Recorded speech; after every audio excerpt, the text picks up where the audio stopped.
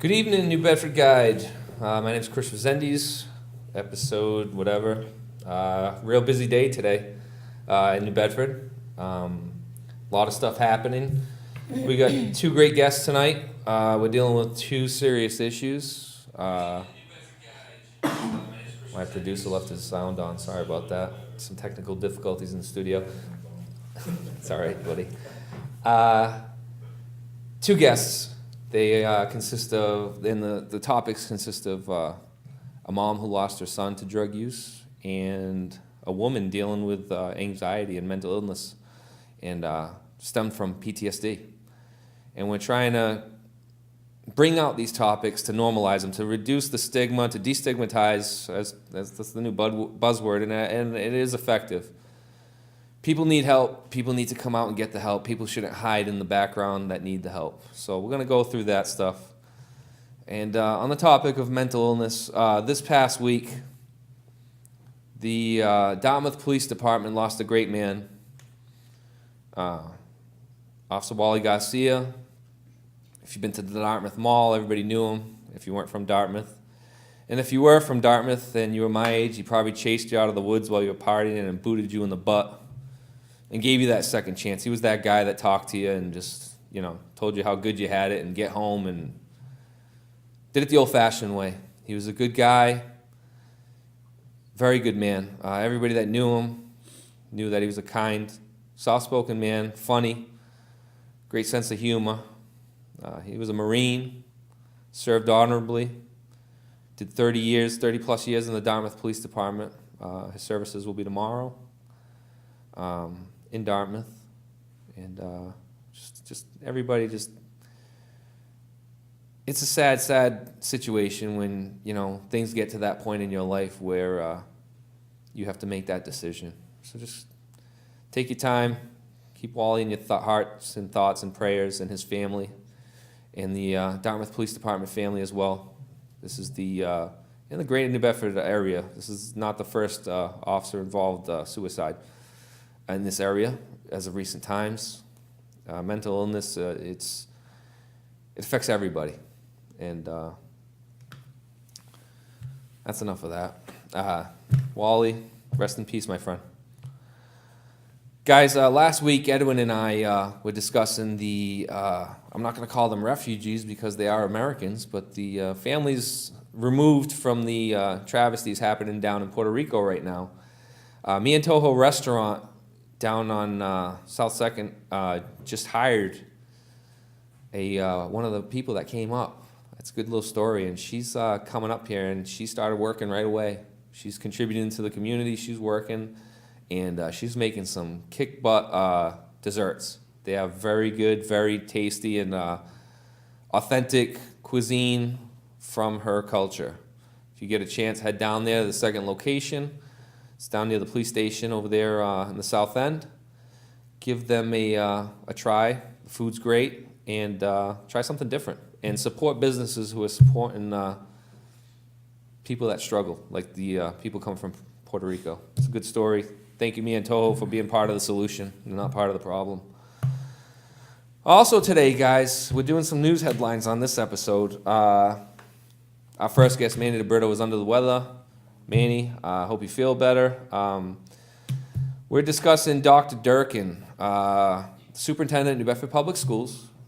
She's still scheduled to be on the show on the 7th of December. I have not received any correspondence that'll state otherwise. She will be on. Dr. Durkin submitted her resignation papers today. Besides crime, the second largest controversy in the election of this past year between Mayor Mitchell and Charlie Perry was the superintendent. She's loved and hated, and she definitely turned in her papers today, and she'll be done as of June 2018. Reasons cited in her report included, in her resignation, not report, sorry, included that she would have trouble working with some of the new members of the school committee. And that brings us to the next topic. School committee member-elect John Oliveira. Mr. Oliveira was scheduled to meet with Dr. Durkin today. and upon the meeting was not allowed to speak with Dr. Durkin. John, for whatever reason, was not allowed to, and was asked to leave the building, and eventually was removed from the building.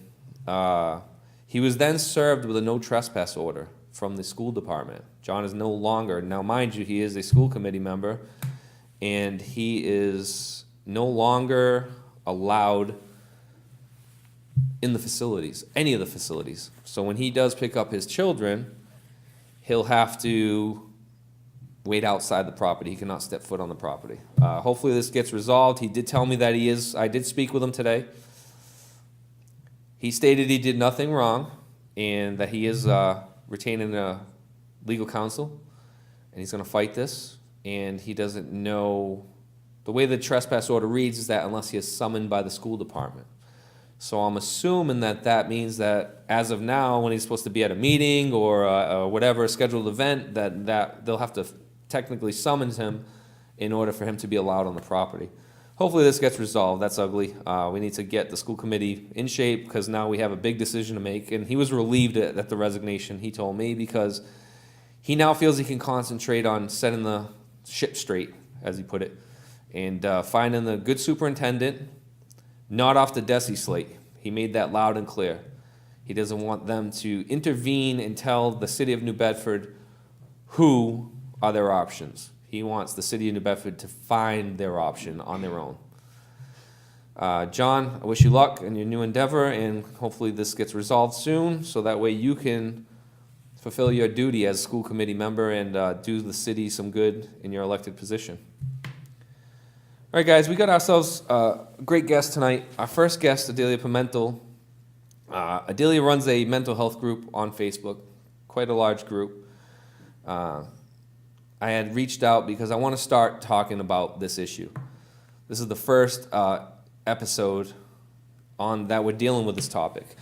It's a topic that hits home because I do have a good friend that's affected by mental illness. Currently, he's actually struggling with it, and I've been talking to him, and he has his days. He's been good for a while, but then he has his days where it's bad.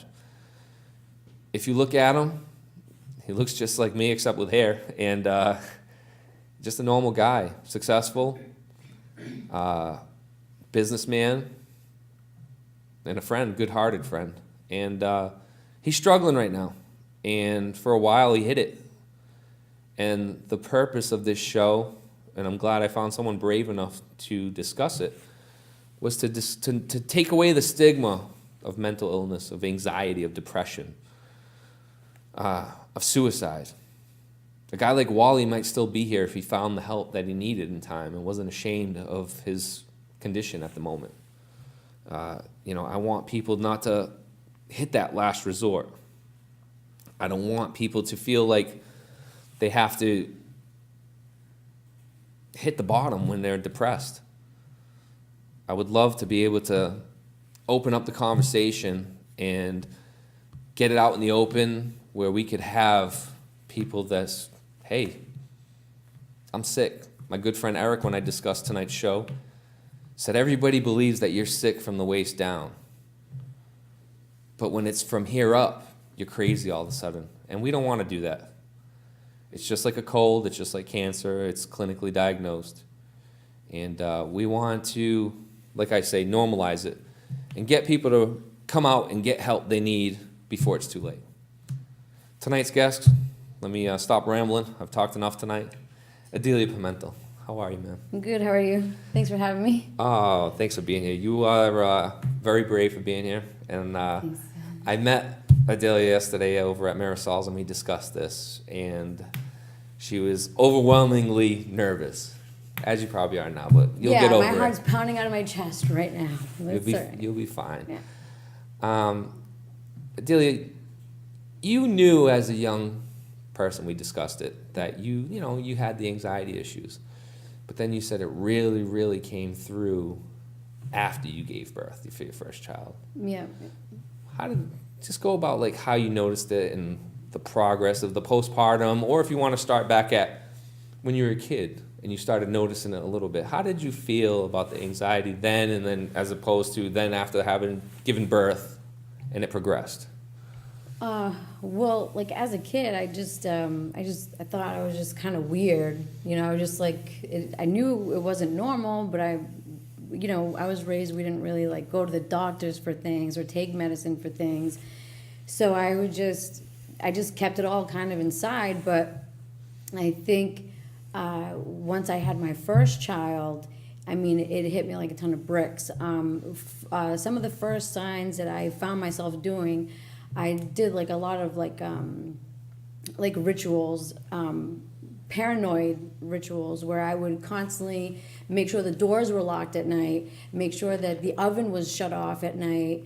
I would constantly like pace at night, and I would have a really hard time sleeping. I'd be up for hours and hours.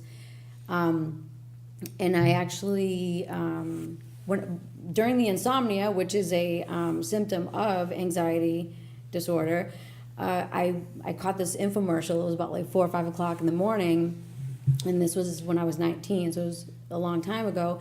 And they started talking about the real people talking about their stories on TV about the symptoms that I was relating to, such as going to the grocery store, being around a lot of people with a lot of things going on, loud sounds, just in a very overwhelming environment. It would trigger that for them. They would get the hot flashes. They would get the tingling in their fingers and their toes. Me personally, my tongue starts to tingle. My heart starts beating, racing out of my chest. And then I start to shallow breathing. I experience a very shallow breathing, and I've actually gone to the point where I've hyperventilated and passed out. So when I saw that infomercial, and I was like, man, that's me, and that's me. Like everything they were saying, different people, different stories. I called up my doctor and I said, I didn't tell her that I thought I had anxiety. I told her that, like what I was feeling, and she was like, yeah, that's anxiety and panic disorder. You're probably going through some postpartum. And at that point, she said, I'm going to refer you to a counselor, and we're going to get you started on some antidepressants. How did you feel about the antidepressants at the time? I mean, you were 19, it was a different time now. Yeah. Back then, things were a little different. Mm-hmm. So you probably weren't as opposed to it as you'd probably be now, but you were just like, okay, well, let's take it, or? Yeah, we didn't have the research that we have now. I wasn't. We had dial-up and AOL back then. Yeah. So I was just like, all right, you're the doctor, you know best, and I'm not against medication. Yeah. Because you know what? When you get to that point in your life, you'll do anything. You'll do anything to get back to the person you were, so you can, take care of your family, take care of yourself, and get going on with your life. So, and it worked out along with counseling. It worked out at that time. Yeah. So how many counselors did it take for you to, because that's something that I'd probably have an issue with. I have spoken to counselors in the past. I think I was in high school when I did. I was diagnosed with ADHD too, and I have anger issues, but nobody needs to know that. Well, that's the Portuguese thing. Yeah, right. Don't we all? And I spoke to a counselor, and to be honest with you, the first time I spoke to one person, I was like, man, I can't go back there. Like, I got angry talking. Like, what I mean? Certain people don't mesh.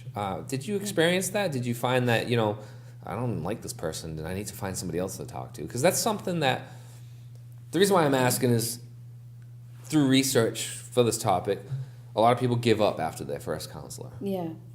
Because they don't, I can't talk to this dude. They're all the same, and they didn't give it a second chance or try a different counselor. Did it work the first time for you, like that first counselor? No. The first time didn't work for me. The second time didn't work for me, and I was just like, okay. I kind of did my own research, and I'm like, okay, this is it. Like, if I'm just gonna give up. So it was 3 strikes, you're out for me. Yeah. And I was lucky enough to find Mark Savino, who was a licensed social worker, right on Brigham Street, and he's amazing because, of course, we would talk about. He wanted to get to know me at first as a first time patient, and see where I come from, and things like that. But what we mostly focus on, because I think people are nervous about that. I think people are like, oh, he's going to judge me, or he's going to tell me this, he doesn't even know me. But what Mark really like honed in on were the cognitive skills, how to deal with the panic attacks, how to control them, how to keep them under control. We built plans on how to get my life back together, and just to give me back my control. And At that time, when you say control, you and I spoke yesterday. Stuff that people that don't suffer from this can't even fathom. Going places a certain time to avoid traffic, not going to certain places at all because there's too many people, and loud noises and new people and all that stuff. Like people like me, like I'm just a big mouth. Like I like that. Like, you know what I mean? Throw me in the crowd, So I don't get it. But like when you said that yesterday, I said, wow, like that must be difficult. And then I said, oh my gosh, I'm having her meet me at Mirasol's at 2:00 in the, whatever time we were there till. I'm like, gosh, she's going to hit school traffic. Like I felt guilty after. I was like, should I follow her home? And, people don't realize that, it's hard. I mean, every day you're literally fighting just to be normal. Like but it is what it is. You got to keep going, because I have really bad days, but then I have some really awesome days. And I just like make sure that I'm like, today's an awesome day. Tomorrow might not be so good, but I'm not going to worry about that. I'll wait when that comes. And I'll just, just bask in it, the good days. It's just like anything, anybody that has any ailment, they, like people need to just think that, like, hey, my knee hurts today, or my back hurts today, or it doesn't hurt today.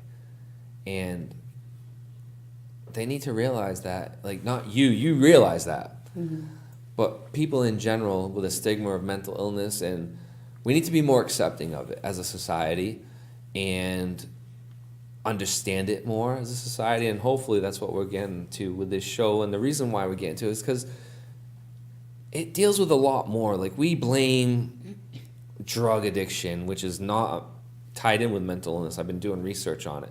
We blame guns for people that go do mass shootings, when it's not that. It's not the they're going to do it one way or the other. They're going to create devastation. I understand their side of it with the gun thing. I don't want to get into guns or not, but there's a big issue in America, and we need to destigmatize it and look into it and be more accepting of it, and have people say, hey, it's okay, like, you're good, you're like me. And have people come out of the, not closet so much, but out of the dark, out of the shadows, and go get the help they need, and have families be supportive. Now, you and I touched upon that a little bit because we do have the Portuguese pride thing. I know people in my family that I'm not a clinician, but I'd bet a check that they have some sort of mental illness, and nobody speaks of that. No, you don't even take Tylenol for headaches when you just suffer. You suffer, you know what I mean? Which is not a bad thing, But yeah, that's just how you're pushing aside symptoms. Exactly. Like, if if you're sick, you're sick. And cultures like the Portuguese culture especially, I know from experience, pushes this aside. You found that to be the same in your family? Yeah, and is it still currently that way, or like do you have family members like that? Just, I think now it's more accepting. Because I've been going through this for almost 10 years, and I'm just like, dude, this is what it is. Like, this is what I'm going through. Yeah. And like, I'm the only one out of my other two siblings. They're like, what's going on? Like, what is this? Like, they don't understand. But they've been very supportive, which I'm like really lucky about that. They don't understand, but they're just being supportive. I feel like now people are talking more about it. Like, they're like, you can go and you can tell your mom, hey, listen, I feel like I'm having a heart attack. I feel like I can't catch my breath. I feel shaky when I wake up in the morning, and I don't know why. I feel like it's a little better now, but we definitely need to get even more comfortable with it, because I feel like even men, especially men, actually. Yeah, I think there's a pride thing with a bravado thing with men. Yeah, they don't talk about it easily. No. They refuse to go seek help because they think it's a sign of weakness or a sign of just not being a man. No, it's a sign of weakness. Yeah, my friend for years hid behind it, and I told you this yesterday. We finally got him help, And then when he was diagnosed with what he was diagnosed with, he made a joke to me yesterday because we were talking about it. He goes, man, I still remember you looking at me and saying, yeah, you need another doctor. You need a second opinion because, you know, that's my best friend. Like, Yeah. like, nah, he's good. I know he's all right, you know? And I didn't see, man, he was sick. And now that I've researched, because I love him, I've taken the time to research to try to understand him, Yep. to try to help them and try to be there for him. Man, I'll never understand him. And that your siblings will never understand you fully. And that's what people got to accept also. But I'm supportive of him. You know, I was on the phone with him this morning. And I was that's on the all phone you with him can do. yesterday. And that's all I want to do for him. And that's all I want family members to do. And that's, you know, Yeah, part of having someone that looks like you. You don't look like anything but a normal average woman from New Bedford that has children, you know. And we'd walk right by you and say, but you suffer from this. You've actually had a car accident, you told me, because you had a Yeah. panic attack. Like, it happens. It's Yeah. we got to normalize it and just take away the stigma. I could keep going. Isaiah, looking sharp, buddy. Thank you. Isaiah, each week, he's my host, my co-host, student of my former student, my wife's little brother to me nowadays. Each week he contributes with his questions. And what do you got for Ms. Pimentel?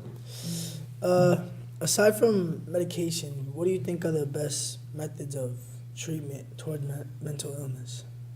I would say would be the cognitive skills, learning breathing techniques.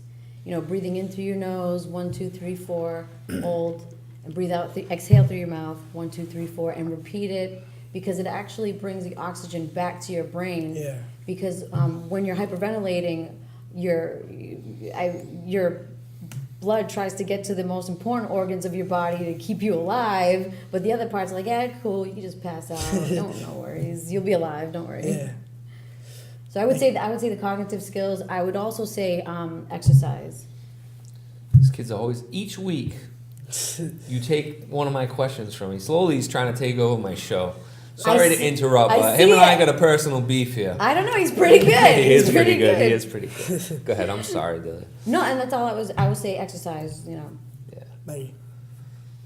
Now, we also discussed this yesterday. Thanks for stealing my question, by the way. I'm going to have to talk to Mr. DeMello about him and I. Again, Craig DeMello, thank you for all you do. Craig's one of our great educators in the New Bedford system, and I try to praise him every time I'm on the show because he takes the time to go out of his way on his time off to help students like Isaiah to get his questions, correct. But last week, Isaiah freestyled and he kicked butt, so I don't know. This is a Craig. pretty good one. Yeah, that was excellent. Isaiah is a very intelligent young man. He looks pretty sharp tonight, too. It's my boy right there. The next part of my question, he hit most of it, but was dieting. Yesterday, it was kind of funny. It's a little side story. When she first walked in, I waved at her. She sat down, and you look like a deer in traffic. I was like, deer in headlights, excuse me. I felt like it. And you were breathing heavy, and I just finished telling your husband the story. And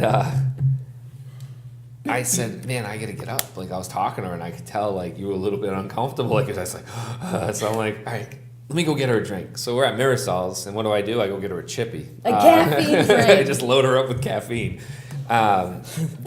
Which was kind of stupid when I left. I went, man, this poor girl was hyperventilating. I hit her with a chippy. Yeah, that's all right. Now, does your diet affect? Because after the chippy, you seem fine. So I don't know. I can't tell. But I would assume that, it was probably a bad thing. Do you notice, like, certain things you have to stay away from that trigger your... There's actually a few studies.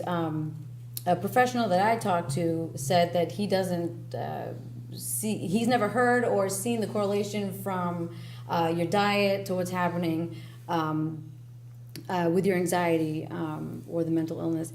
But there's actually studies now, because I've been doing my own research for a little while, and I would say in the past 3 or 4 years, and anyone can look it up, they call your intestines, your stomach, your second brain, because what you put into your body, it's going to affect everything, your nervous system, your energy level, your brain, like. Yeah. So what I suggest and what I do for me, I stay away from sugar as much as possible. I keep everything in moderation, but sugar I have with a decaf coffee.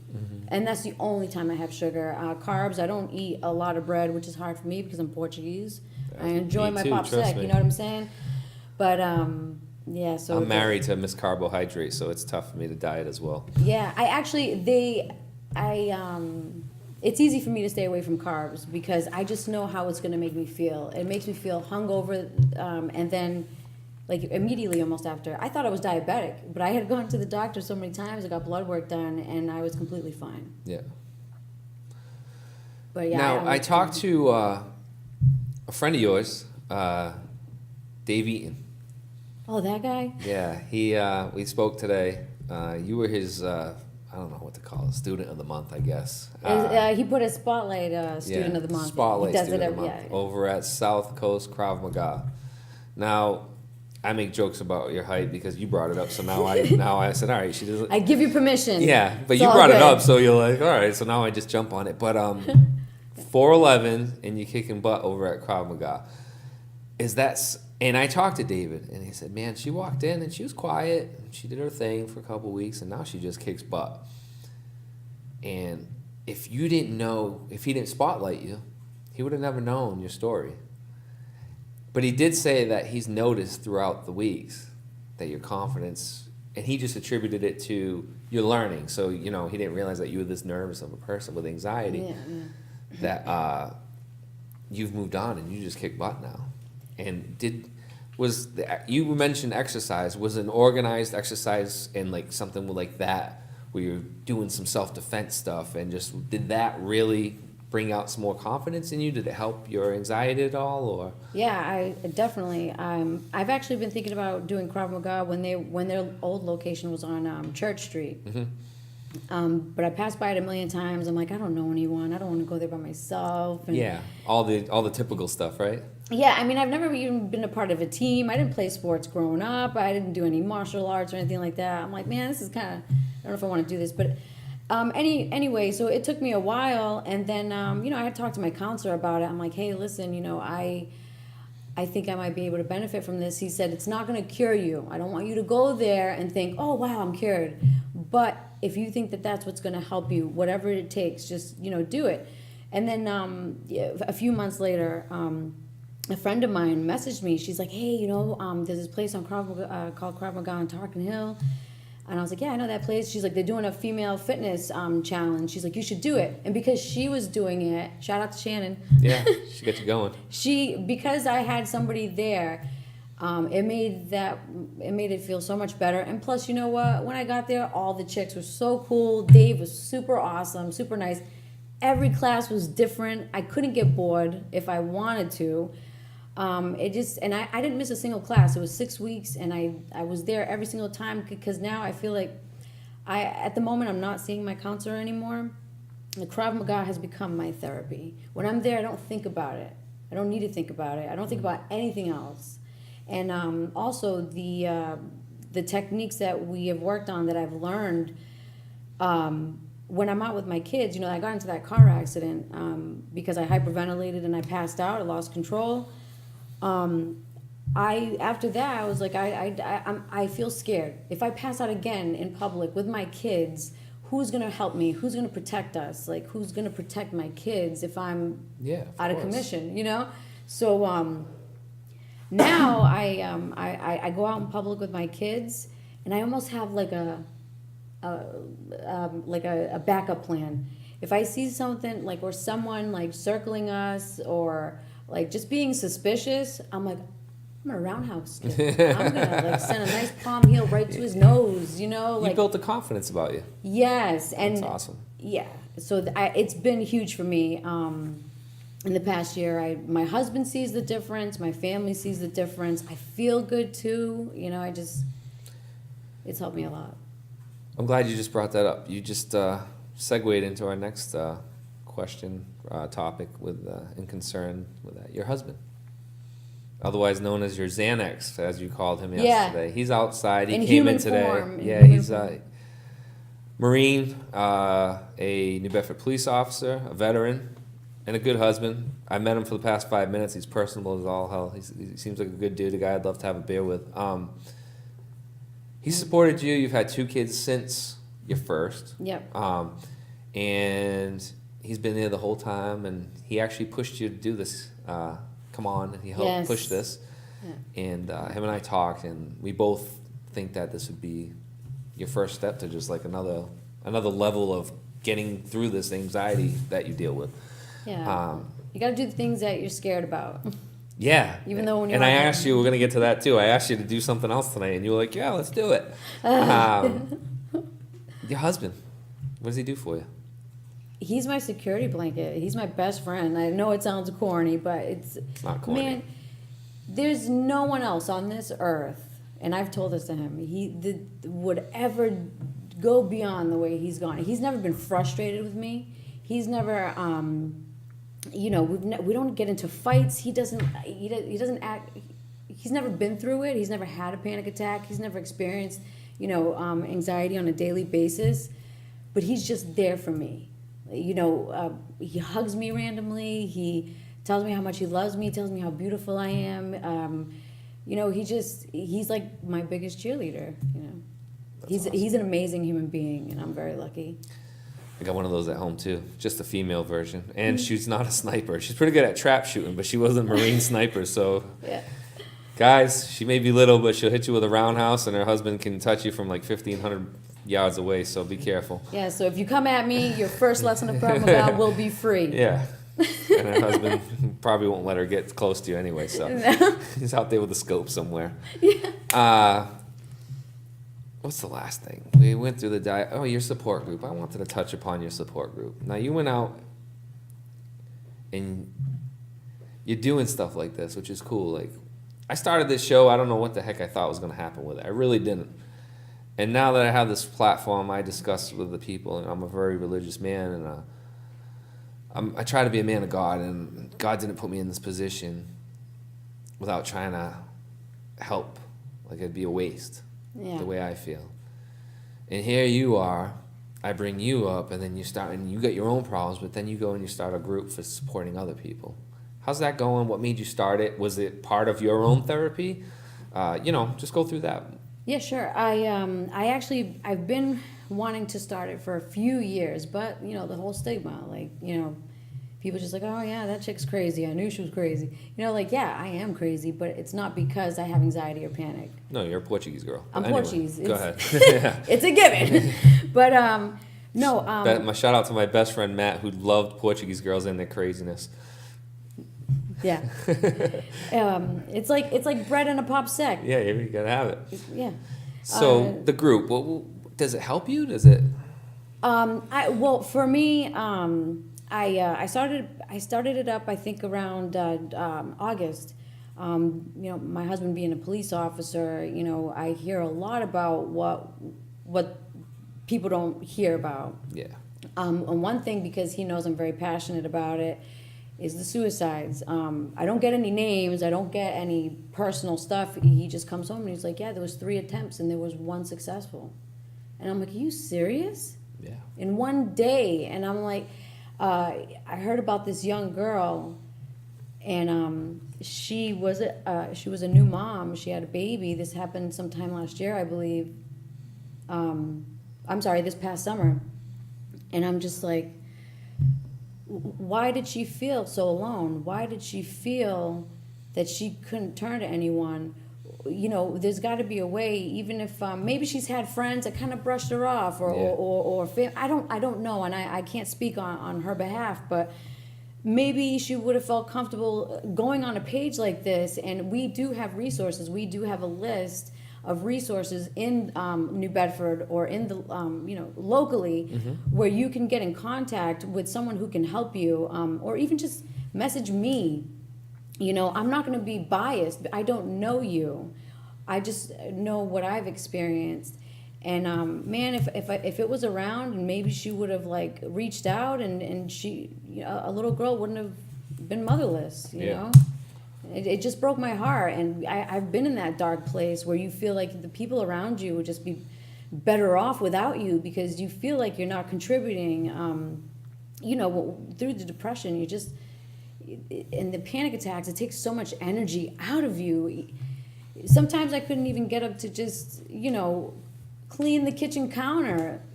It takes a lot. Like that adrenaline completely, just overtaking your body. And when the adrenaline's gone, you're exhausted. So, I feel like if there was more people that had support, I'm lucky. I have my husband, I have my siblings, I have my parents, I have my in-laws. They're extremely supportive, but there's people out there that don't feel like they have that. And maybe if she would have reached out to me like this, it wouldn't be the situation it turned out to be. Because I know what it's like to be there. I know what it's like to be in that dark place.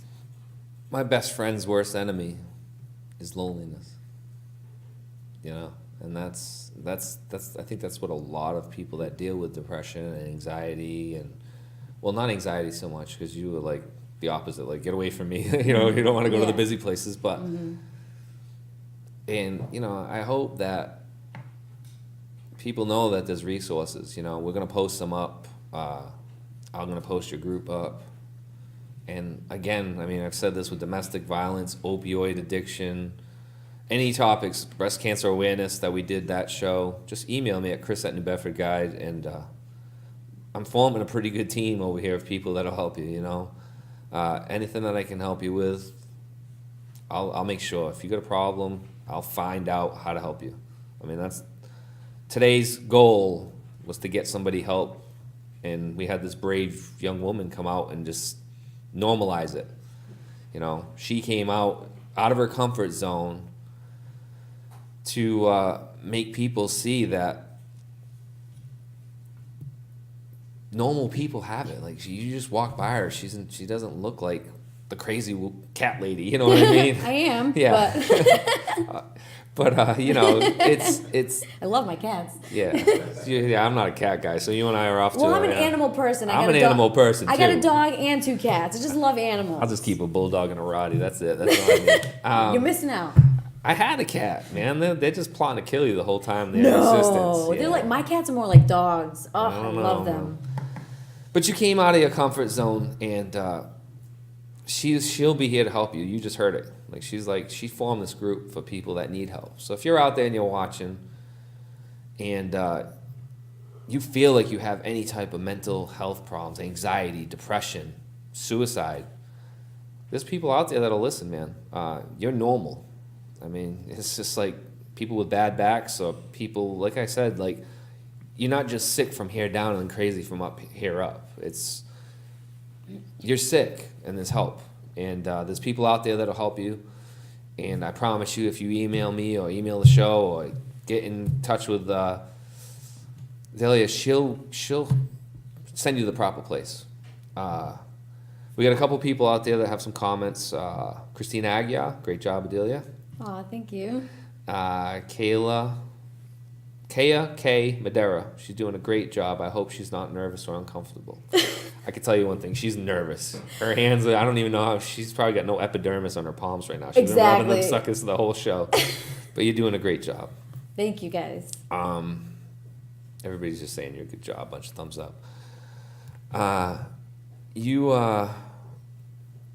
After meeting with you yesterday, and after my recent phone calls with my best friend about how he told me it was one of the hardest things for him to do is to admit to a new person that he's sick, and then you made that, it's like, man, coming out and let people know that I have this, it's embarrassing almost. It's the pride issue, and there are people who are not getting help, and they're putting it off because of these feelings of being embarrassed by it or not being understood.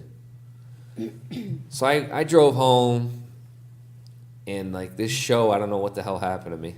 I think I'm a superhero now. I'm gonna put on a different cape every show. I said, what can I do to take people and not make them feel that way? So I was going through Faces in New Bedford, and I thought, man, we could do something like this. And I I'm going to start a new campaign here in Greater New Bedford, through New Bedford Guide. We're going to hashtag it I Am Mental Health. And we're going to do like a Faces of New Bedford. And we're going to have a little story about that person. It's going to be a normal photo of a person that you're going to walk by every day. And that person is going to have mental illness of some sort. And they're going to explain a little blurb about themselves. And the goal is to take away the stigma of it.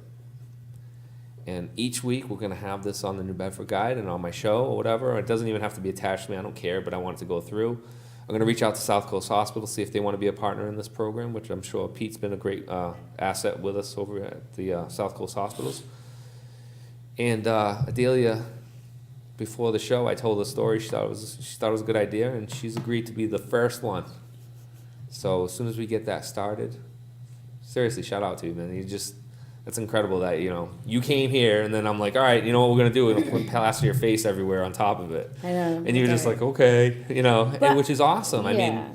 mean, you're moving along. Like, just think of the progress you made doing that, you know what I mean? And I'm proud of you, I'm happy that you're part of the team now. And just like everyone in the past that's been on the show, like, you're part of the team now. We're going to make, you're going to start your own thing with us. And I want you to be part of this. Like, each person that comes on, hey, go speak to Adelia. She'll set you up. Yeah. And you know what? I also, if I could just add one thing. Do whatever you want. You got the show, man. I get a lot of private messages in that group from members that are like, hey, listen, this is what I'm going through. Can you refer someone? This is what I'm going through. What do you think? Or, and I shoot them. We try to put as many references on there as we can. Again, I'm not a doctor. I'm not a professional. I don't have degrees in anything. But you're an expert. I've been there, and I keep in touch with a lot of other people who have been through a lot of the things that you might be going through, and so I can set you up with that person. And I just feel like I also want people to know that I take this very serious. Like, whatever you message me, it goes to the grave with me. Like, I take this very serious, and I know what it's like to feel like you're in a dark place, you're embarrassed, it's not easy to come out. I will take it to the grave with me. You have my Scout's honor. Like, I take it very serious. Message me anytime, even if you just want to talk. Like, hey, listen, I've been feeling this way. Like, I just to have a conversation with them. Sometimes they just need to feel like someone is there and cares. I'm there. I'll be there. That's awesome. When it's amazing to me that everybody that's been on the shows goes through so much, and each of you have something in common. You're just ready to all right, let me give. When you're still dealing with it. We have Jen that was still getting over domestic violence. We have Ashley who's doing the same. And they're like, hey, message me. And then, women did message us, and we did get them help. And then Kevin came on and talked about his issues with drugs, and people messaged me. He got in beds. And then Shayla came on talking about cancer, and people went out and got screens, and I got messages saying, you know what, I'm going to do something. And now you're on, and you're dealing with this yourself, and you're coming way out of your comfort zone to do this. Like, here's my face, everybody. Yeah. And you're willing to help people, and you're part of, like, I've been so lucky to have people like you on the show. It's like making the show excellent because I have people that are willing to give when they've already given themselves, and it's awesome. I appreciate that. I just know what it's like. It sucks. I just know what it's like. And I can't let anyone else kind of feel like they're in it alone. And I hate hearing the devastating stories about attempted suicide, successful suicide. Like, it breaks my heart because it doesn't have to be that way. If it wasn't for my support team, my faith in God, that dark place could have just like sucked me in like the black hole, and I wouldn't be here today. And I'm thankful I didn't get to that point because I'm doing so great now. Like, it does get better. It does get better. We got one last question, but I don't know if you can answer it. If not, we are going to list. I actually stole it from your page, all the links and numbers. Sure, yeah. We're going to post those after. But Carl Fernandez asks, is there any support for parents that deal with children who have mental health issues that you know of? Like support for the parent themselves that are dealing with it with their children. Yes, I do believe that Child and Family Services offers those services to families, you know. Awesome. Well, Adelia, thank you for many things tonight. Thank you for helping. You helped somebody out there tonight. I guarantee you helped a few people out there tonight. Thank you for agreeing to start off I Am Mental Health. And thank you for being part of the team. Thank you We're for going to lean having on you. I am definitely going to call you or message you, whatever, and just so that way we can stay in touch and we can, help out people and get that group going some more and have people really come out of the shadows and deal with this head on and just say, hey, man, it's normal. Let me just get my help that I need. Yeah. Thank you so much. Thank you guys so much. Have a great night. You too. Again, I have this show, and I just keep getting lucky with all these awesome guests. It makes my job a lot easier. I just my goal now for each show is to get some help to people. And here we go. We got a girl like her. And then our next guest is it's going to be a heart-wrenching next guest. If you have any children, you might want to have them watch this. Our next guest. But first, guys, let me break this up. If you guys are looking for a night out in the town and some delicious food and some good music, Greasy Luck downtown. It's got some great upcoming shows. Joshua Tree, U2 Experience, Bob Days Off, N Train, all the good bands from the local area will be at Greasy within the next coming weeks. It's a good spot. I had lunch there the other day with a good friend, Christian Farland. He bought me some lunch there. It's a nice spot and good little location downtown. Also, before I forget, Christian Farland and I agreed on two things, and I wanted to touch upon it real fast. Edwin was here last week. He's doing a fundraiser the 16th for the families of Puerto Rico. New Bedford Forward, which is Christian's he's part of that group, the ones that did the 4-year terms. Him and I wanted that not to pass, it passed, but here's the story about how two guys with two different political views came together when the outcome went one way and not the other, and we're still going to work together. It could happen, guys. We're going to work on starting a toy drive for these families that just came from Puerto Rico. We are going to start collecting gifts. We're getting the logistics worked out for this. To get these children, these kids from Puerto Rico, a good Christmas. And we want to make that happen, and I'm going to need your help out there, guys, from New Bedford Guide. Also, Mikey Mohawk is doing his annual turkey drive. Message me at Chris at New Bedford Guide if you want to donate. Mikey has been doing this out of his own car, his own time, and he has been collecting meals for Thanksgiving for families out of the goodness of his heart. I know Mikey. He's got a great heart, and I'm glad he's doing this, and I think he's already tripled what he did last year, and let's make it 6 times better than it was last year. Christian Farland and I also met. We did disagree on the 2- and 4-year term for mayor, but we are going to team up. It's official. Next year, we are going to get term limits for city councilors and mayor put on the ballot. We're going to start collecting signatures soon. If you're interested in being part of that team, or you want to help us get these signatures, message me again, Chris at newbedfordguide.com, and we can get that ball going. Let's get to our next guest. I've been kind of very excited to get this next guest on. And at the same time, I've been very, very nervous. As anyone who knows me knows, I'm a mama's boy. Kevin almost made me cry. Isaiah's talked to me about his mom almost made me cry. And now I have tonight Wendy Tolley, the mother, who lost her son to opioids. It's already hit me. I can't even look at you, and I'm so sorry about that. Wendy, you currently now are in the part of PACA, helping people. Yeah. Give us a little introduction about Wendy Tolley and who you are and where you come from. Oh, goodness. Wendy Tolley is just another human on this earth, you know. Absolutely. With a lot of life experience, good, bad, indifferent. You know, I came from Freetown. That's actually where I grew up, and I fell in love with the city of New Bedford at a very young age, and I just have never left, really, you know. Yeah. And I mean, I do have to point out that I'm also in long-term recovery. And How long you been clean for? 6 years, coming up on 6 years. I had 7 years, and through pain medication, Yeah. I had relapsed, and for a short time, but you know, I got right back into treatment, you know, and right Awesome. back to life. So, but yeah, I've been involved with PACA since the first time recovery was introduced to me, about in the year 2000. Yeah. So I have been at PACA for approximately 17 years, give or take, you know, a few time offs. Yeah.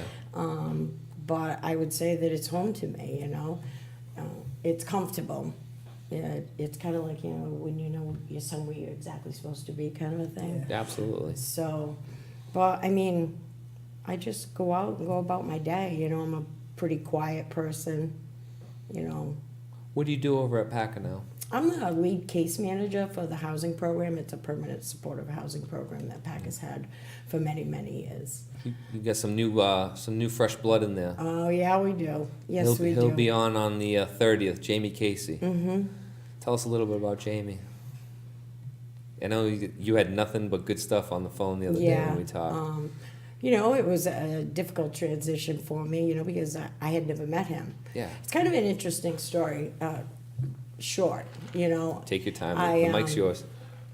About a year ago, August 31st, actually, 2016, I had gone to, that's the overdose awareness, I think it's International Overdose Awareness. And as part of PACA, we get involved in all those things, and, you know, we volunteer our time, we do things, and we become a part of whatever the community has to offer. And at that time, I had actually been looking for my son. David had always stayed very close to me over the last 4 years since he's been back in Massachusetts. And I'm trying not to cry. It's very, very hard. Do what you have to do. I'm sorry that... First, thank you. I know it's difficult, and take as much time as you need, and if you feel uncomfortable, that's fine. Yeah, it's not about being uncomfortable. It's about conveying feelings that I know that I'm not alone with, you know? Yeah. But anyways, and I went to that event, and there were speakers, and they introduced this speaker, and I was like, okay. And I had been looking for my son for about a week. He always kept in touch with me, daily, you know, whether he come by PACA or he would call me, text me, let me know he was okay. And I hadn't heard from him, and I was starting to get a little nervous, and it felt different nervous. I can't really explain it. And I was sitting in the church, in the Pilgrim Church that evening, and this gentleman walked up there, and he started to speak. And I remember his face, but I remember not really tuning into what he had to say.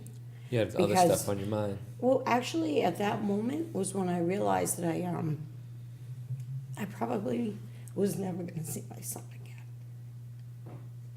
again. It just was like this overwhelming feeling. And I did kind of like I'm doing now, you know. And the night went on, life went on. And the very next day was the day that we got, I have one right here. Oh, okay. Prepared. You're good. And the next day was the day that I got the call from the young lady that he was sharing an apartment with at the time. And so it was kind of tied in together, you know, but I didn't know it then, but I knew it. Davey was a very big part of PACA. He spent a lot of time there. He was there daily. He would help people even though he was homeless and struggling on his own. He would push people forward to recovery. Like, hey, you know, I might not have it, but, you know what, just keep doing what you're doing. He had some positivity about him, even though he was down and out sometimes. Yeah, he was. He was. I like to say he had an old soul, you know. Yeah. And very kind, very humble, and always looked for the positive, and never wanted to allow me as his mom to know how much pain he was in. And so, you know, I stayed at Packer, and then I transitioned out of there. We had his memorial there because it was a big, it's had a big influence in my whole family's life. I mean, Packer was a big part of the reason why they all got their mother back, you know. And sorry. Nothing to be sorry about, man. So I had left Packer for a little while. I don't know if it was I needed to just break away. This is Because after of- your son. Yeah, and I stayed there, and everybody was so good, and you know, I'm kind of the type of person is I got a game face because I just want to keep it moving. Yeah. Because it's very easily for people who, you know, with substance abuse disorder, disease of addiction, or whatever you want to call it, to slip back, you know, and I wasn't going to allow that to get in my way. You know, I wasn't going to allow that. If there was ever a door open for relapse, that was it at that moment.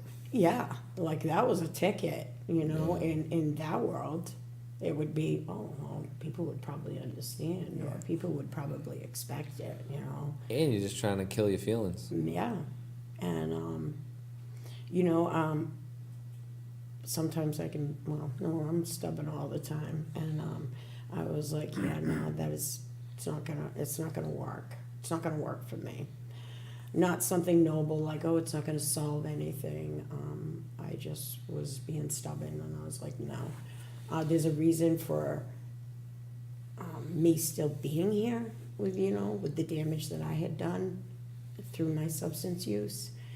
And as a mom, and I've said this numerous times, you know, I question because of all of the trauma that I did cause and the pain and damage I've done to the city, you know, just by being part of that problem, you know.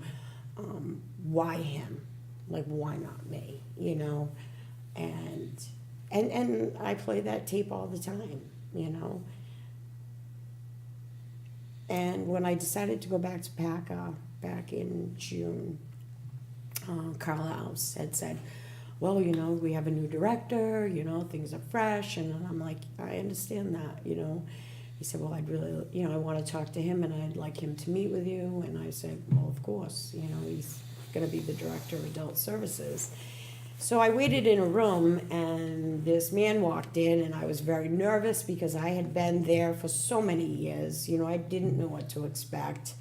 And this man sat down across from me and I looked up and it was Jamie Casey, the same man that was spoke that speaking that night. And like I knew that I was where I was supposed to be, you know. Must have brought some serious emotions though when you saw that Yeah. face. So like our first introduction was me doing this, you Yeah. know. It was kind of like, oh God, he's gonna think that I'm a mess, you know. And No. I'll tell you, I believe that everything happens for a reason, and nothing's by chance. So I know that he's supposed to be in my life at this point for some reason to help me through something. And the hope is I'll be able to like help him and we can build I some promise you great already things, you know. 'Cause Build when some great things. When you I know? called Jamie, instantly he's like, I got something for you. And, you know, he Yeah. connected us. He's connected a lot of people. So that's, Yeah. you're starting tonight with me at least, you know what I mean? And never mind what you've done already since June. I don't even know how to get to this. Let me just read, John Sylvia says, I love you, Wendy. Carlos Braz, God bless you, Wendy. Another I love you, Wendy, from Nancy Rodericks. And Tyler Sylvia, very, very sorry for your loss. Each day when you're working at PACA, you see different faces, but they are your son, I'm sure. Yeah. Yep. Do you ever, like, play the mom card? Like, hey, you know what, man, I lost my son. Do you want to do that to your mom? Do you want to, you know? No, No. because you know what is, I've learned because I've been on that side, that it doesn't matter what you say to me, it won't matter, you know. I mean, I can plant a seed of recovery and you know, kind of lead by example by, you know, continuing to stay, you know, alcohol and drug free through everything, Yeah. you know, like that no matter what, that it really, you know, it is possible that, you know, life does go on, you know, we are still here. And for me to do something else or to play that mom card, I think, I don't know, you know, I don't think that it would be fair, you know? Jamie Casey chiming in. Oh, boy. He's a fan, I'm telling you. I love you, Wendy. She's definitely teaching me. And this is Jamie to his core. This is a man that is not only changing things and people and landscapes in this area, he's learning too while he's doing it, and he's not afraid to show that he's learning. She's an amazing human being. Mm-hmm. And that's like that sentence right there. There's days that I'm struggling, and I see a Jamie post, and I'm like, man, that was meant for me. Thank you, Jamie. Mm-hmm. And you know, and I told him that. He's like, it helps me out too. Don't worry about it, brother. Kim Medeiros Parker, I'm so sorry for your loss. Isaiah, tough subject, man, but you're gonna come through because you're a badass little co-host. What do you got for Miss Tolley? Often people, they're good at hiding their addiction. What advice do you give parents who may be recognizing the warning signs of beginning, like, addiction of their own children? Yeah, no, I understand. That's a great question because I'm actually sitting here and I'm thinking about it from a parent's perspective, but I'm also remembering my Your skills, experience, yeah. the skills that I had. And what happens is as a parent, we want to believe that it's not, you know, possible. We want to believe that we want that dream and that hope for our children, you know, especially someone who's in recovery, you know. You've that- been in the depths of hell, and you don't want that for your yeah, child. you know, like the hope is please do not follow that road. And when they do, I mean, Do you let's put kind it of- this way. I'm gonna be like shoot right from the hip. Intuition, You just know.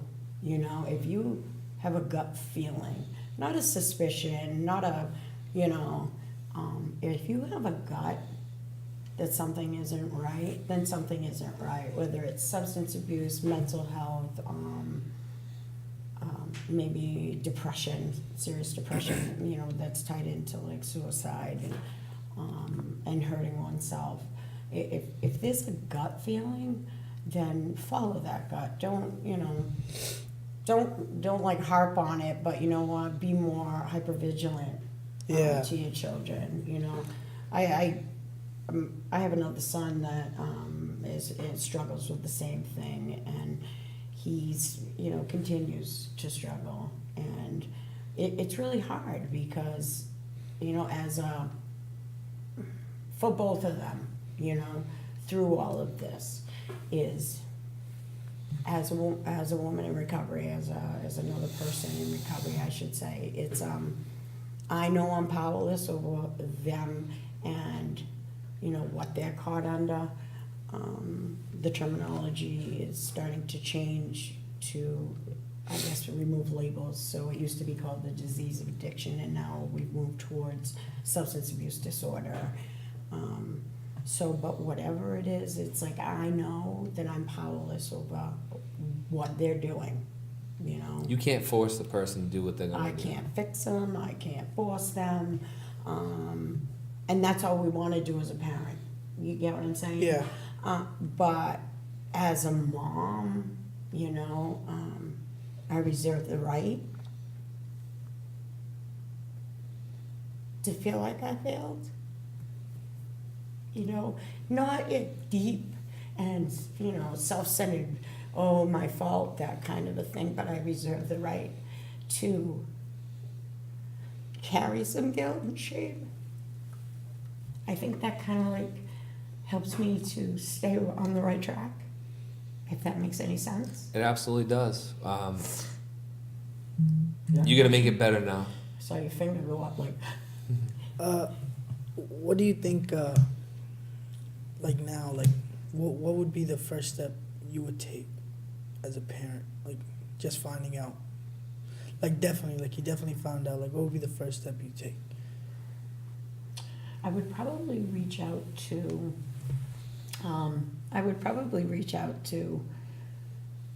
and get educated, more educated, and reach out to people that are in the field, like, you know, maybe stop by someplace like PACA or wherever. You can email me at Chris at New Bedford Guy, and I'll lead you in the right direction. Or email Chris at New Yeah, I Bedford Guy, promise you know. Just reach out, start asking questions, you know, try and get a little bit more education and awareness to the community, you know, and reach out that way, because I may not have what the person needs, but you may have it. I don't have it. I have a good team that I've slowly built up through this show that I can say, hey Yeah. Kevin, hey Jamie, hey It's- Corey, I need your help. I need a bed, I need this or whatever, or I need you to just go pick this kid up right now. And you know, They'll it do it, takes you know? it takes a village to do it. You know, like we're a village. The whole city of New Bedford is a village. I believe that, and it's so. It just feels so good that we're actually like. There's just so many agencies and public service that are getting on board with this. You know. This, unfortunately, it took an epidemic, and we're still behind. But we're gaining some traction. Like, we're getting there, and the stigma is getting removed. I mean, I don't know how many times I have to say it. It doesn't matter if you're black, white, purple, green, Muslim, Christian. But you know, Opioids are going to get you. They are. Someone you know. they are. Someone And- you know will be affected by it, and unfortunately, someone's son may pass from it. And someone's mother may suffer from watching that Yeah. and dealing with it, you know, and I don't want this to continue this way, you know, and having guests like you and Kevin, and I got Jamie coming on. It's not by mistake. It's part of a plan to, hey, it happens. Let's deal with it. Let's not be embarrassed by it. Let's not hide it. Like, let's I was at the stick- gym the yeah. other day, and my friend John is dealing with some stuff, and I have my own friend who was dealing with some stuff, and then my friend's family and John's family, parts of their family are like the type, like, hey, just throw him in a damn facility and get him out of here. Like, dude, you're just gonna lock up your brother and just hide him because it's inconvenience to you? Like, you just, oh, what am I gonna do, enable him?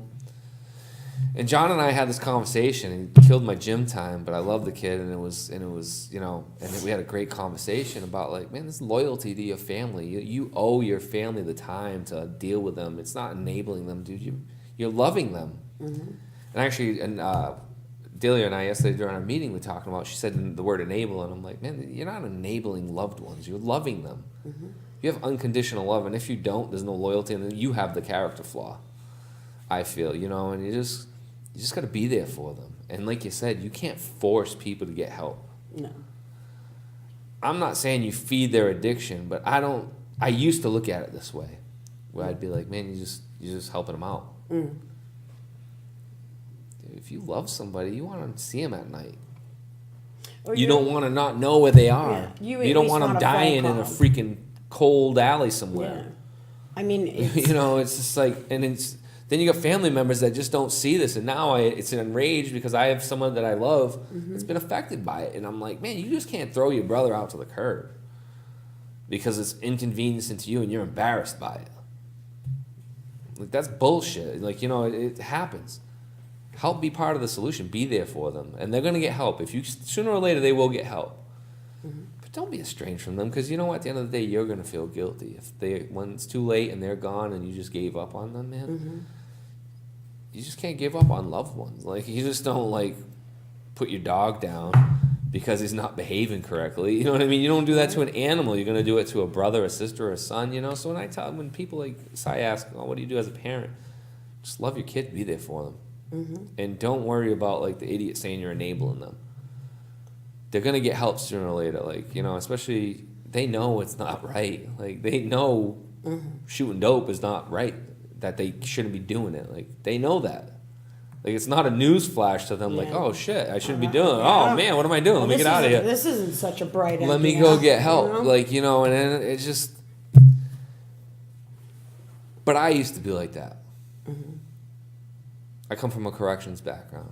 It's just like, yeah, take a boot in the ass and go in your cell. You can dry somebody out that way, but you didn't fix them. No, and it's really hard, okay? Because it can be a revolving door. Like my other son, that's what he does. You know, that became comfortable. He became a little institution. He feels safe there, and that's what happens. Go to jail, come out, and it's just a vicious cycle. I sleep better at night knowing that son was incarcerated, because I knew that, you know, he was basically okay, you know. With David, you know, it gets to a point where, you know, you've got them and you're loving them and you're doing whatever you can, but if they're just not ready to accept it, and, you know, yes, they're robbing your home and you don't feel safe leaving them in your home, and you have other children that are being exposed, and you have to say, you know what, okay, I'm going to give you an option. You can either go to treatment but you have to go. You know, as a parent, I've had to do that to both my sons after being an unavailable mother for 7 years. And it's not easy to watch your child walk down the street with a garbage bag full of their clothes, because you're powerless over something so great. And David spent that winter of 2015, the really bad winter, homeless, you know, in a tent out behind Buttonwood Park with a buddy of his. And I mean, that's just to recall. It was like 4 feet of snow out at one point. Yeah, and I would drive by. I always made sure he had his phone that way, and he always stayed connected. He always called, I'm good, I'm alive, I'm this, you know. And I'd go by there and I'd be like, listen, I can't bring you home. But do you want to go to the hospital? Do you want to go to the shelter? It's going to be like 20 below out. And him and his buddy would be like, no, we're good, Ma. I mean, his friend calls me Ma. I'm still close with him today, you know. How's he doing? His friend struggles, you know, in and out, because he feels he's, you know, sometimes we don't know when we don't know what to do. We want to take responsibility for it, you know. Like I reserve the right. And, but, you know, and that's his burden to carry, you know. He's a good kid, but when we're caught up, we're caught up. I mean, most anybody, I would say like 98% of the population that struggles with opioids or any type of substance, you know what, we're good people. That something happened, you know, doctors can give you, you know, their kick on it, mental health can give you their kick on it, clinical psychologists can give you theirs. You know, it is what it is, you know, it happened, if I put it in my body, there's this overwhelming thing, you know, and so I try to arrest it. But, you know, I think the thing right now that bothers me is, okay, so yeah, we have this stigma, and now, okay, we got everybody on board, cool, but like the homeless piece is, like everybody's got Narcan now, like we're trying to equip everybody. And I live in the south end of New Bedford, and I surround myself, I try and get involved in the, whatever the community's doing, the inter-church council's doing, the city's doing, the homeless providers network is doing.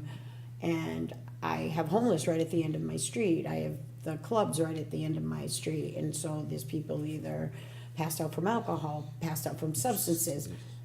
And like 3 times in the last week, I've seen situations where somebody slumped over in a doorway and people are just like walking by. Not even checking. And they're like looking over their shoulder and they're like rolling their eyes, or they just laugh, or whatever it is that they do, their reaction. But like they don't stop. It's like we're becoming so desensitized to what's really going on, And I remember stopping. It was last weekend, and I said to these 2 women, "Hey, you think maybe it might be a good idea if you like maybe shook him and make sure he's okay?" And they said something derogatory and like, "Oh, he might just be nodded off from drugs or something," and they kept it moving. And I pulled over my car, and I called the local station and I said, "Hey, this blah blah blah, this is going on. Could you please check?" And I think that's the part that's scaring me, because It's just so every day it's part of life now, yeah. And it's like, I don't know, and I guess because it still affects me, it's a passion of mine, because I really believe in giving back to this community that I took from for a very long time. And through David, I guess, is the way that I'm doing, another way that I'm doing that, because I like to stay behind the scenes. I'm quiet, but Well, you're not too quiet. You're I'm working here for a now, great and there's a little organization, and you're over. here now. And and you've provided a service tonight that I don't know if I could be brave enough to do. And look, gosh, staying clean after the guilt and after the loss, like those are like the top 2 triggers of relapse. Mm-hmm. And you continue to push through, and it's like, you should be And accommodated for it, and I know you of should the be praised parents for it. that do the same thing, because you know what, it's, what's that gonna do? What's that going to, No. what's gonna be the end result of that is just more, I'm gonna have a son and a daughter that are, without a mother again, I'm gonna have a mother that, when I was out doing my thing was back in time when, there weren't cell phones, there wasn't No one to that- check on you. And Yeah, so you disappear for a year, and your mother's wondering, but which is worse? which is worse? I don't think one or the other is, because you're still a parent and you're still wondering where your child is and if they're okay and if you're gonna get that call, I just happen to be one of those. I got the call. Yeah. Guys, if you're struggling, you need the extra push to get you your help. You hit that final straw. You hit that final road where you're just like, man, I got to do something. Do it for your mom, man. Don't make them be unselfish for a while. Get that help you need. And I know that you have no control over it. I've dealt with some addicts in my own life. I've loved. I still have friends that, are in recovery. Some people that struggle with it, and they suffer too, And we know you feel it, and we know you care. And it's not like you just like, fuck my mom, excuse my language, or, the hell of my brother.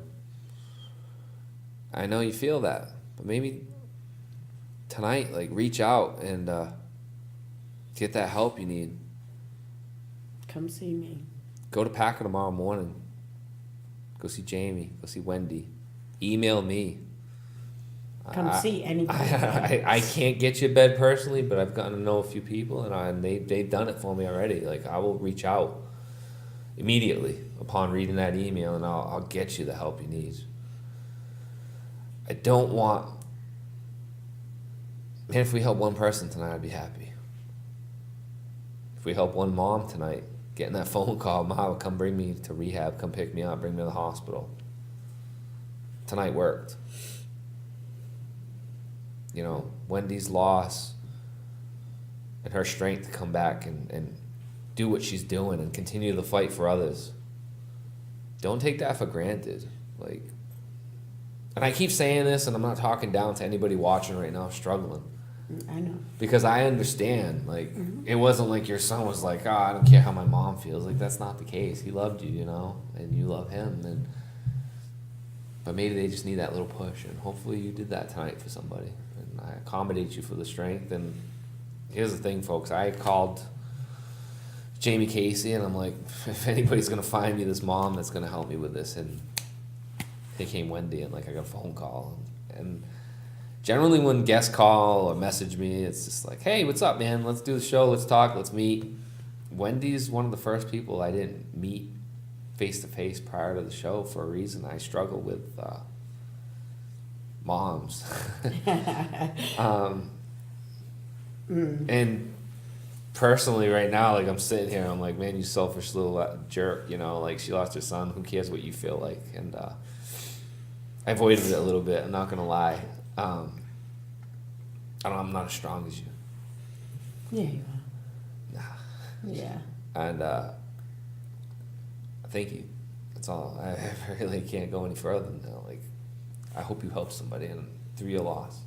And I hope your son David helps somebody tonight through his loss of life. And tonight's going to make a difference someday. I promise you that. And There are a few people that were in his network that, because I keep his Facebook page open, and he touched a lot of people, and there are people that message me, and they're like, you know, because of this, you know, I continue to do what I do, you know, and helps you. this isn't about me, you know what I mean? Like, It's like, not about like, you, but I'm sure it helps, doesn't it? You know what? Of course it does, because you know, I like to be alone. I want to just kind of like wrap this up really quick, and I had kind of like gone on the whole, you know, single woman, you know, daughter in college, coming back to like build relationships, and you know, build relationships with all my kids wherever they were at, and you know, and I was alone, you know, and I was okay with that. You know, my mother built me pretty country strong, so I know how to do all that stuff for myself. And Yeah. I was like laying in bed one night, I'm like, yeah, okay, 2 dogs, I got this, I'm good, you know. And I know, right, like I have like an incredible faith in God, and I've been so disconnected from that, and it's not because I'm angry with him, you know, or why. I'm not going to question why, because it's done. But it's like, okay, so what is my purpose? What do I do? You're serving it right now. You know, and yeah, and you know, he put somebody in my life to support me emotionally, and I wasn't expecting it, and it is really a big help. So if there's anybody, you know, that like feels alone, because I can be in a room full of people and isolate myself, you know. Just because people are there doesn't mean you're not lonely. Right. But it's just, if there's somebody that's reaching out and wants to support somebody who's lost somebody, just keep trying, you know, because we may put up a wall and act like everything's good, you know. Those that know me, I'm pretty I'm going to use a Jamie Casey word here, but I'm very transparent. I'm transparent to a fault, you know. So I've been called that, but I'd rather be called that than other things, you know. I've been At least you know where I'm coming from. actually, a woman today, a mother who was trying to help her daughter, said to me, "Oh, I like you. You're kind of like an SOS pad." And I was like, "Excuse me?" And she said, tough, like abrasive, that kind of thing. And I'm like, wow, that keeps coming up. I got to bring out the softer side, Don't do it. Just do you. You're doing all right. Guys, I'm going to wrap it up. Is there I don't want to poke at you anymore because I've been a couple times I've almost lost it here, and I'm not going to. You're not poking at me, I'm not going to do it. I don't How do you want I don't talk about it, it's not something I talk about because I have a job to do. Like, I'm still here because I have a job to do. Don't know what it is exactly, so every day I get up and I go where I know I'm supposed to go, and I make the most of it. I make the most of every day. Because my grandchildren are never going to see their father. And my mother is never going to see her grandson. So it's my job to at least be available, if someone needs it. You've been called the velvet-covered brick. I'm sure you know who that was. I can't stand him. Jamie's perfect. Can't wait to have him on. Yeah. Thank you very much, Wendy. No, thank you. Anytime you want to come back on, anything you want to push, promote. Yeah, text me. No, I'm I'll asking probably you. be You call me. I'll probably You be got at my Market number Basket. too. Yes. Market Basket. That's a whole problem in its own. Oh. I don't know what I'm gonna get when I go You there. actually helped me get through that, Yeah, I Wow. appreciate that. Thank you. I appreciate you being here, and I appreciate the strength you've shown. And I'm sorry for your loss. And I know if you ever, I know you're still not done mourning. I can see that, and I don't think it goes away. So if you ever want to talk about it, come on, talk about it, or just yell at me, scream at me, whatever it takes to make you feel better about it that time. Feel free. Thanks. You deserve that. That's great. And then Jamie will take some beatings from you too. He'll take a whack by the velvet covered brick. Saya, anything else, buddy? It was a blessing meeting you today. You are just something else. Can I put you in my pocket? He's a heavyweight. You I don't think better I'll have fit. a big It's pocket. okay. I'm pretty strong. You're really strong. My aunt from New York, her son passed away in 1999, I think, and even Through hearing- drugs? through a murder, but Yeah. even hearing his name, she still cries. So for you to talk about it on the show and hold it in, and you've been fighting this whole time, even right now. So I'm glad I got to meet you today, and I'm sure you helped some people. Yeah, that's the hope, Thank you. That's the hope. No, thank you. This kid's gonna take over my show. He is. Listen, don't He enable really him, all right? is. I'm going to use the word. I believe in enabling children when it comes to bad behavior. Private message. We'll work something out, all right? I got you, okay? You're going to be happy to hear this. John Silver, he needed this today. And for those who understand, know that that's a good thing. John, thank you. You just made it worth it for her. Yes. Wendy, thank you. Go ahead. Let loose.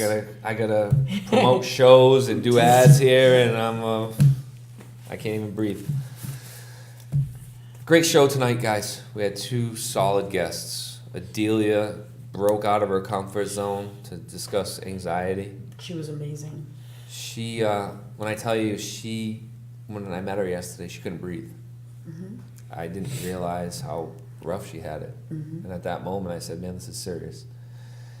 And then she came on live, and then I come up with this brainstorm because I think I'm the superhero nowadays. I'm going to start solving world issues. And I said, let me just start this new campaign to help people not feel, bad about having mental illness at all, and come out and just feel comfortable with it and get the help they need. Adelia, why don't you be the first person to come out and throw your face on a billboard? Yeah. Sure, and I'm like, and then I have a mom come out that lost her child and just help others and continue to help others when she still needs help. And you know, right, is when she was talking about it, and I was listening to her, since this happened, about 5 months afterwards, I started like I ended up, we figured it out, you know, that I was having panic attacks. Oh, jeez. Yeah, so I was listening to her and I was like, oh, you are so not alone. Like, you know, I have them. Like, I've had to. I have loved ones who have it. Wow. Yeah. I've never experienced that, and it is scary. It is scary. When she described it to me, it's like I can imagine doing that. It's She paralyzing. crashed her car with her kids in the car because of it. I mean, when she said that, I'm like, wow, this is real, you know. And I never realized it, and I never noticed noticed how powerful it could be, you know. Guys, you got some questions. You missed part of the show. At the end of the show, you can start it back up and start from the beginning. Throughout the week, we cut it up, and then within a few days, it's up on YouTube and on the website.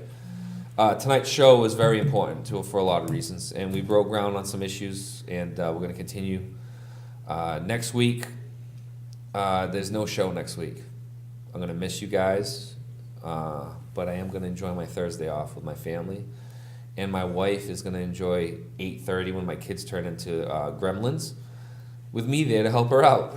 Because I've been there without her, and it's not fun. Those little suckers get you. I got a 5-year-old and a 2-year-old. And boy, Look at this look. I know. Okay. I told you I cut my son's chin, and we got pictures on wrestling with him, and we got pictures Saturday. So Colton Simmons, if you're out there, hope your Photoshop skills are working. Thank you, New Bedford guys. Also, before I forget, we have a new show starting on Wednesday at 6 p.m. New Bedford Guide is diversifying its programming. You're not only going to have the boring, shiny-headed Chris Resendes Show weekly. On Wednesdays, you will now have the LGBTQ View.